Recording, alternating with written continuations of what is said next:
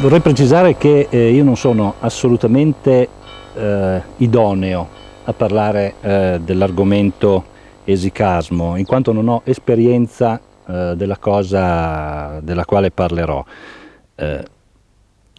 Paradossalmente, proprio il fatto di non avere un'esperienza circa quello che impropriamente viene definito esicasmo, cioè la preghiera del cuore o l'invocazione del nome di Gesù, fa sì che io ne possa parlare. Mi spiego: le persone che praticano questa tecnica psicofisica a domanda cos'è l'esicasmo non saprebbero cosa rispondere.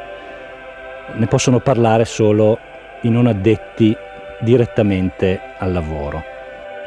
Intanto, cos'è l'esicasmo? Per definirlo possiamo partire dalla parola, una parola greca, esichia, che indica una condizione del cuore, una condizione di quiete, una condizione di calma assoluta, una condizione di silenzio, di vigilanza, di attenzione.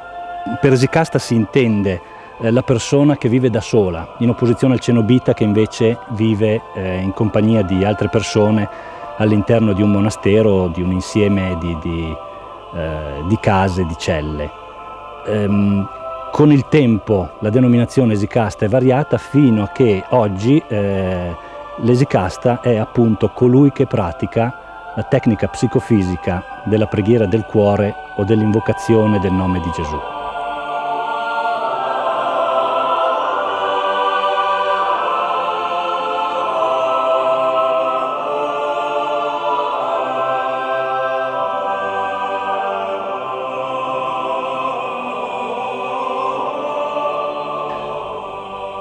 Il tutto può nascere, diciamo, dall'aver preso alla lettera alcune frasi contenute nel Nuovo Testamento, in particolare un'asserzione contenuta nel Vangelo di Luca che dice: è necessario pregare sempre. La stessa cosa verrà poi ripetuta da San Paolo in una lettera ai Tessalonicesi, in cui asserisce appunto bisogna pregare incessantemente. A Gesù è stato dato un nome, dice San Paolo, superiore agli altri nomi, in quanto comprende la nozione che nel nome di Gesù sia contenuta una vibrazione inudibile, estremamente potente, in grado di far scaturire all'interno del corpo umano, precisamente nella zona del cuore, nel centro sottile, possiamo dire, corrispondente al cuore, di far scaturire una luce che viene individuata come la luce che gli apostoli Pietro, Giacomo e Giovanni videro sul Monte Tabor, che rappresenta appunto l'energia divina. Invocare il nome di Gesù vuol dire richiamare Gesù stesso all'interno di sé. Questo come avviene? Questo avviene attraverso la respirazione, attraverso ci si mette, la tecnica è questa più o meno, che io ho visto fare nei luoghi dove viene praticata, in particolare sul Monte Athos. Ci si mette in posizione seduta o a gambe incrociate o su uno sgabello molto basso, palmi della mano sulle ginocchia, insomma la posizione tipica dello yoga. Si tengono gli occhi chiusi se si è principianti, in modo da non essere distratti dalle immagini. Altrimenti ci si concentra sulla zona centrale del ventre e si inizia ad inspirare, gonfiando, come nella respirazione yoga, prima le parti basse, poi salendo fino al petto. Nella inalazione dell'aria, che avviene attraverso le narici, non attraverso la bocca, bisogna concentrarsi sul nome di Gesù, oppure sulla formula Signore Gesù, Figlio di Dio, abbi pietà di me, che è la formula solitamente più usata. A questo punto, terminato lo stato di apnea, inizia l'espirazione, che è molto lenta e che è uno svuotamento, diciamo al contrario, dell'aria che è stata insufflata all'interno del corpo. Con l'espirazione naturalmente vengono buttate fuori tutte le scorie. Questa pratica ha avuto, è entrata diciamo ufficialmente nella Chiesa, nella teologia della Chiesa ortodossa verso la metà del XIV secolo.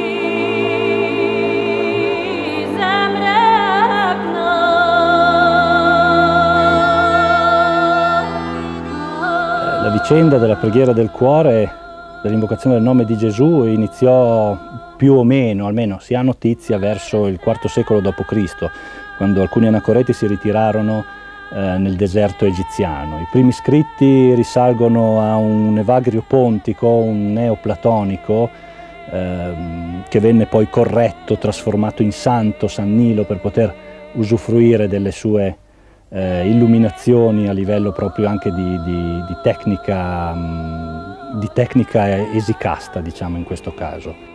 E ognuno soprattutto si distingue dall'origine forse neoplatonica dell'invocazione del nome con una sottigliezza che ai nostri occhi può apparire un po' tipicamente bizantina, ma è fondamentale, cioè il fatto che non è l'orante, il monaco, l'uomo che richiama a sé la divinità. Questa luce taborica che l'esicasta fa scaturire dentro di sé, in verità è dentro ognuno di noi. Ce l'abbiamo, dicono gli scritti, dal momento del battesimo e viene confermata con l'Eucaristia. Si tratta semplicemente di mettersi al servizio di questa luce, di andarla a cercare, di cercare lo spirito che alberga dentro di noi. Su questa piccolissima differenza, il non appropriarsi di Dio, ma l'essere appropriati da Dio, si scatenarono dispute teologiche immense. Ci fu addirittura una guerra civile che durò se non ero dal 1341 al 1347, con decine di migliaia di morti, dove da una parte c'erano i fautori di un'occidentalizzazione della Chiesa d'Oriente, che vedevano come barbare queste tecniche di illuminazione interiore, e che erano chiaramente legati anche politicamente, se vogliamo, all'Occidente e ai regni occidentali, e invece i difensori di questa tecnica, che facevano capo a un personaggio che poi divenne anche imperatore nel momento in cui vinse in questa guerra civile, che era Giovanni Cantacuzeno.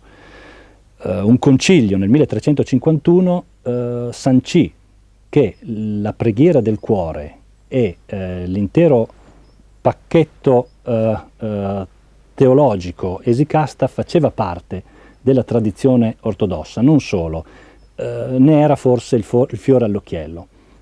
Può sembrare una discussione futile e banale, un fatto storico. In verità questa data, che nessuno mai insegna nelle scuole, 1351, è il momento in cui un mondo che noi chiamiamo Est, Oriente, decide di non accogliere un mondo che è quello occidentale.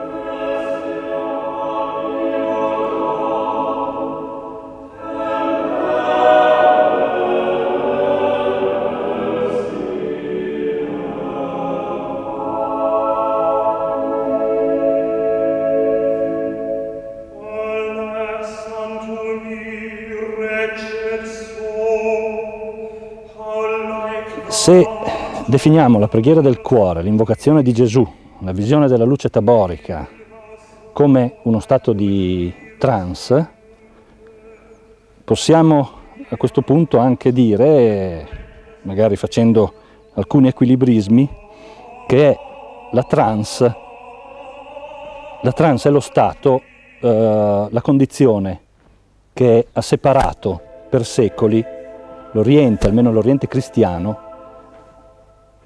dal cristianesimo occidentale. Io ho frequentato molti anni fa, tra i 20 e i 15 anni fa, alcuni luoghi di spiritualità ortodossa, in particolare posso ricordare il Monte Athos. Andavo in questi luoghi per studiare le icone bizantine, l'arte in genere bizantina. Mi sono imbattuto appunto negli esicasti, in quanto anche i pittori di icone, almeno i più seri tra i pittori di icone, praticavano almeno l'esicasmo, tanto che il famoso fondo oro dei dipinti bizantini, delle immagini bizantine, altro non è che la luce taborica di cui parlavo. Addirittura l'icona della trasfigurazione, quella della luce taborica, mi ripeto, è l'icona di esame, di abilitazione a che un monaco possa dipingere delle immagini sacre. Questo per ricordarci che chi riporta anche su tavola un'immagine sacra deve comunque avere un'esperienza del sacro, che non è un'esperienza di essenza del divino, che sarebbe una grande eresia, ma un'esperienza di energia del divino. Non vederlo in volto, ma vederne la luce che ne irradia. E un'altra cosa così che può interessare riguardante lo stato, la trance, è il culto quasi della vertigine che viene praticato, in particolare sempre sul Monte Athos. Io ho visto diversi monaci praticare la preghiera interiore del cuore, la ripetizione del nome di Gesù, sospesi su abissi notevoli. Tra l'altro è una pratica anche molto pericolosa. Ricordo che il giorno che entrai in Athos c'era un funerale, ed era il funerale di un giovane monaco, un quarantenne, che era appunto precipitato a causa di questa pratica in un burrone, era precipitato in mare ed era morto.